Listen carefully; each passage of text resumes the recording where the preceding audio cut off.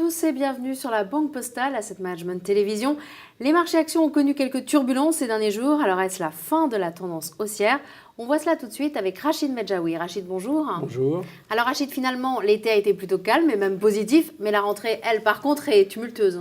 Effectivement, la plupart des grandes classes d'actifs de performance ont connu leur plus haut début août, mais malheureusement depuis maintenant quelques jours, à cause en partie de sa situation géopolitique en Syrie, il y a une correction de l'ordre de 5%, c'est la première chose. Deuxième chose, qui est assez nouveau, c'est le fait que finalement les marchés européens d'actions tiennent aussi bien, voire mieux que les marchés américains. C'est relativement nouveau. En revanche, ce qui n'a pas changé, c'est la poursuite de la débandade dans la plupart des pays et des devises émergentes. Et bien entendu, la nouveauté, c'est cette accélération. Ce n'est pas une nouveauté, mais c'est une accélération de la hausse des prix des matières premières et du pétrole en particulier.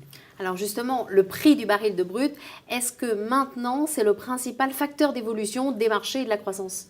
À court terme, clairement, c'est une des variables clés. Les ressorts derrière cette accélération, je le disais tout à l'heure, la hausse du prix du baril n'a pas débuté avec la crise syrienne, puisqu'en fait, depuis déjà 2 mois, on avait fait un plus bas et le baril est en train de remonter. Alors, il remonte fortement, puisque début août, on était à près 106 $, et là, on a repris 12%. On a même dépassé par moments les 115 $.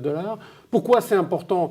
C'est important parce que si cette hausse se poursuit et surtout s'accélère, c'est très mauvais pour les pays développés. Vous savez on en reparlera en cours de redressement et la sagesse des prix des matières premières nous avait beaucoup aidé ces derniers trimestres. Donc clairement, si on renverse la tendance, c'est pas bon.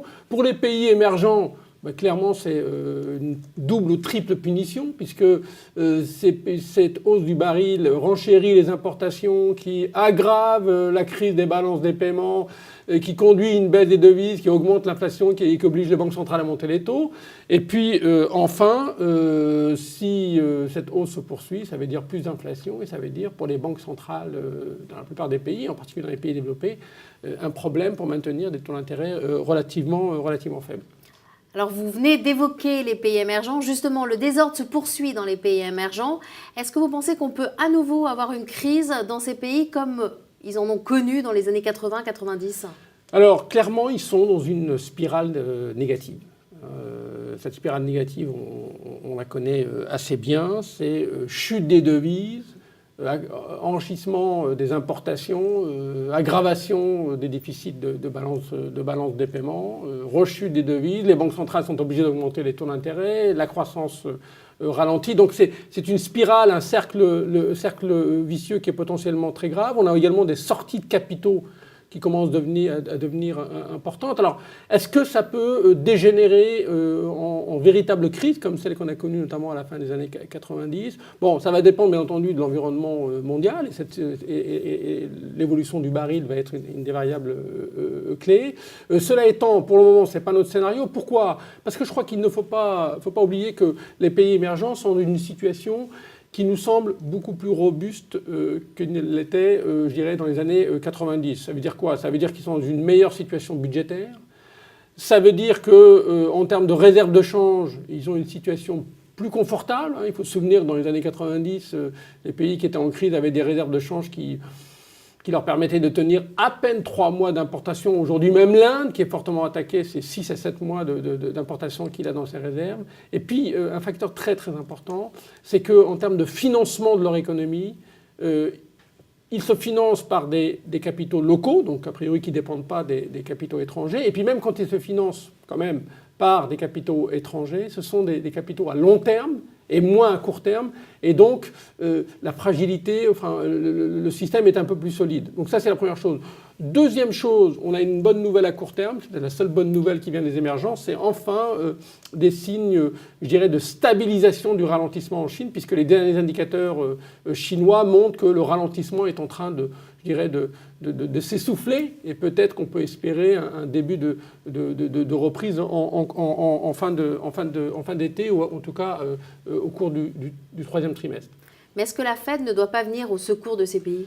Vous avez raison de poser la question et aujourd'hui, on se rappelle tous que, je dirais, cette chute des devises des pays émergents, elle a commencé au moment où la Réserve fédérale a annoncé qu'elle allait commencer à mettre fin à sa politique ultra-expansionniste qu'elle mène depuis la crise de 2008. Alors, j'avoue qu'on a du mal à avoir une forte conviction parce qu'on n'a pas de déclaration. Ce qu'on sait, c'est que les pays émergents et même le FMI appellent de leurs vœux et demandent à la Réserve fédérale de tenir compte de la situation des pays émergents lorsqu'elle va décider, je dirais, de mettre en place cette fermeture, en tout cas même graduelle, mais fermeture quand même du robinet de liquidité. Alors, est-ce qu'ils vont en tenir en compte ou pas? C'est très compliqué parce que historiquement, vous savez, les Américains, les États-Unis, c'est une économie très fermée. Et vous vous souvenez tous, on se souvient tous de cette phrase dans les années 70, quand le dollar était en crise et qu'il embêtait tout le monde, c'était le dollar, c'est notre devise et c'est votre problème. Et aujourd'hui, effectivement, on peut craindre qu'ils nous disent la Fed, c'est notre banque centrale et c'est votre problème. Alors, on va peut-être avoir un début de réponse lors du prochain G20 qui va avoir lieu début septembre, où là, clairement, l'ensemble des pays vont mettre une pression terrible sur les Américains pour justement qu'ils tiennent compte de la situation. Mais je dois dire que ça reste une question ouverte. Alors maintenant, quelques mots sur la rentrée dans la zone euro. L'agenda va être chargé aussi. Alors effectivement, un agenda politique très chargé. Le 9 septembre, on va avoir une décision sur l'avenir à la fois judiciaire et politique de M. Berlusconi. La question, c'est est-ce que si M. Berlusconi finalement n'est pas amnistié, entre guillemets, est-ce qu'il peut faire éclater la coalition gouvernementale actuellement en Italie? Ce n'est pas notre scénario. Pourquoi? Parce que les députés, je dirais, du camp de M. Berlusconi n'ont rien à gagner d'une élection anticipée où ils risquent de perdre leur siège. Mais clairement, c'est une source d'incertitude. Deuxième chose, ce sont les élections législatives en Allemagne, le 22 septembre. Les sondages donnent Mme Merkel vainqueur. Bon, pour nous, ça sera Mme Merkel, ça sera un non-événement, puisque Mme Merkel n'a pas de raison de changer sa politique, qu'elle gagne, même si elle gagne ses élections. Mais vous avez certains experts qui disent que, finalement, après les élections, elle pourrait redevenir de nouveau assez sévère dans le dossier de la gestion de la zone euro. Donc attention. Et puis vous avez, bien entendu, le dossier portugais. Certainement un nouveau plan d'aide pour le Portugal. Donc pour le moment, nous, on rejette le scénario d'une restructuration à la grecque, mais là aussi, le marché va s'interroger. Et puis enfin, la Grèce, de nouveau, mais ça, c'est pas complètement une surprise. On sait qu'il va falloir de nouveau sauver la Grèce. La seule question, c'est est-ce que c'est simplement un plan de sauvetage ou de nouveau un effacement de la dette, cette fois-ci, qui est détenue par les pays, les bailleurs publics. Alors la bonne nouvelle en zone euro, quand même, c'est que cette rentrée se fait avec des indicateurs macroéconomiques qui continuent le redressement. La récession est terminée, la reprise est en cours. Elle sera très lente, très graduelle, mais semble-t-il réelle, si l'on croit les indicateurs avancés. Bien entendu, ça va également dépendre de l'évolution du baril, comme on le disait tout à l'heure. Mais ça, si, c'est plutôt une bonne nouvelle. Alors, est-ce que ces nouveaux facteurs, et notamment la hausse du prix du baril, vous amènent à revoir votre allocation d'actifs? Alors, les maîtres mots, je crois que c'est il va falloir apprendre à vivre, et je pense pour un certain temps, avec ce changement de carte monétaire aux États-Unis. Clairement, même si la Fed peut retarder, être très graduelle, le sens de l'histoire, c'est quand même qu'elle referme progressivement le robinet de la liquidité, et donc que les taux d'intérêt à long terme continuent leur hausse. Tout ce qu'on peut espérer, c'est que cette hausse soit graduelle et qu'il n'y ait pas trop d'accidents obligataires, comme on a connu depuis le mois de mai. Et puis à court terme, vous avez effectivement cette incertitude géopolitique. On espère tous que si intervention, elle sera limitée et qu'il n'y aura pas d'extension je dirais de la situation dans les autres pays de la zone. Alors la bonne nouvelle, c'est que, je le disais tout à l'heure, les économies des pays développés se redressent de manière synchronisée. Alors, quand on met tout ça ensemble, le maître mot chez nous, c'est on reste constructif sur les classes d'actifs dits de performance. En revanche, clairement, on réduit la voilure et on a profité pratiquement des plus hauts débuts déjà pour commencer à réduire cette voilure. Donc, vous restez constructif, vous réduisez la voilure. Comment ça se traduit sur les actions?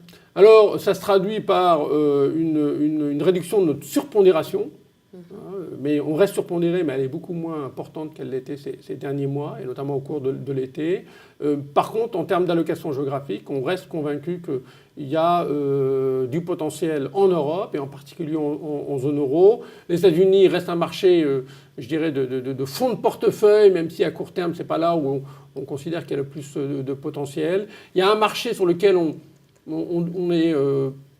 on espère transitoirement moins positif, c'est le Japon.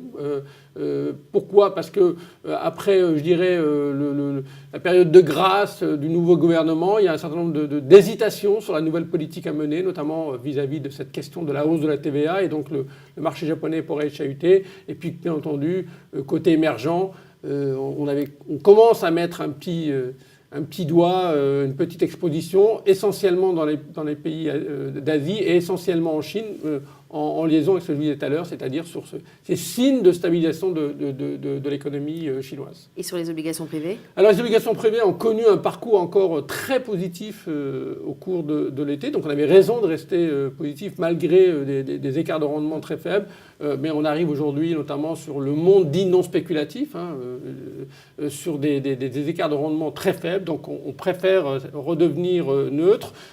Alors on arrive à créer encore de la valeur de cette classe d'actifs si on va sur les émetteurs bancaires qui donnent des rendements tout à fait intéressants, et c'est notre cas. C'est-à-dire que même si globalement on est maintenant relativement neutre en termes d'exposition sur cette classe d'actifs, eh bien on a un positionnement sectoriel assez offensif sur les émetteurs bancaires, parce qu'encore une fois, il nous semble que, contrairement à la perception générale, le monde bancaire, compte tenu de la régulation et de la baisse de la voilure qui est faite pour qu'ils augmentent notamment leurs fonds propres, eh bien le monde bancaire nous paraît un peu plus solide qu'il n'était il y a encore quelques années.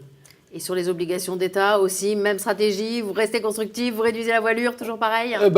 On était sous-pondéré parce que le sens de l'histoire, c'est la hausse des taux sur les grands pays, États-Unis, Allemagne et même France. Alors on reste sous-pondéré parce qu'encore une fois... sauf vraiment désordre politique énorme et flambée du prix du baril qui casse la croissance mondiale, les taux d'intérêt à long terme vont plutôt avoir tendance à monter, donc faire attention, puisque vous perdez de l'argent quand les taux d'intérêt montent. Cela étant, cette fois-ci, contrairement au marché action, on réduit la voilure, là on réduit la sous-pondération, mais on reste plutôt sous-pondéré. Alors, dans les obligations d'État, vous savez qu'il y a aussi la question des pays périphériques. Là-dessus, la performance a été très favorable, même si récemment il y a eu un petit contre-coup. Là aussi, on reste constructif. Là aussi, on réduit la voilure en liaison avec ces rendez-vous, je disais tout à l'heure, Berlusconi, Merkel et le Portugal au cours du mois de septembre. Alors, pour conclure, un petit mot sur les devises. Le dollar, lui, devrait reprendre des couleurs. Ça, c'est ce que vous attendez depuis longtemps, non ? Alors effectivement, vous le savez, c'est un de nos objectifs depuis plusieurs mois, mais qui ne marche pas vraiment. Enfin, le dollar n'arrive pas à monter, il ne baisse pas, mais il n'arrive pas à monter contre l'euro, alors qu'il a toutes les raisons, je dirais, de progresser. On reste positif sur le dollar contre l'euro parce que pour les mêmes raisons, différentiel de croissance. Une banque centrale, je disais tout à l'heure la Fed, même si on espère tous d'ailleurs qu'elle va calmer le jeu là, lors de la prochaine réunion du 17-19 septembre, ce qui permettrait notamment de calmer le jeu dans les pays émergents. Mais le sens de l'histoire, c'est qu'encore une fois, c'est qu'elle elle durcisse sa politique monétaire de manière graduelle, alors que la BCE, on a une réunion la semaine prochaine, même si elle ne baisse pas les taux, même si elle ne mettra pas les taux de dépôt en négatif, son message, avec notamment cette nouvelle politique de communication, la fameuse forward guidance, c'est d'insister sur le fait que les taux d'intérêt vont rester très très faibles. Donc tout ça va peser normalement sur l'euro. Maintenant, on sait qu'il y a des retours de capitaux sur la zone euro, parce que les investisseurs étrangers voient bien que la situation est en train de s'améliorer, et donc transitoirement, l'euro est soutenu, et logiquement, les incertitudes politiques doivent également peser contre notre monnaie. Et puis on espère tous que l'euro finira par baisser, parce que ça serait plutôt une bonne nouvelle pour nos exportations. Rachid, merci. Merci à vous. Quant à vous, je vous remercie d'avoir suivi ce décryptage de l'actualité économique et financière, et on se donne rendez-vous le mois prochain.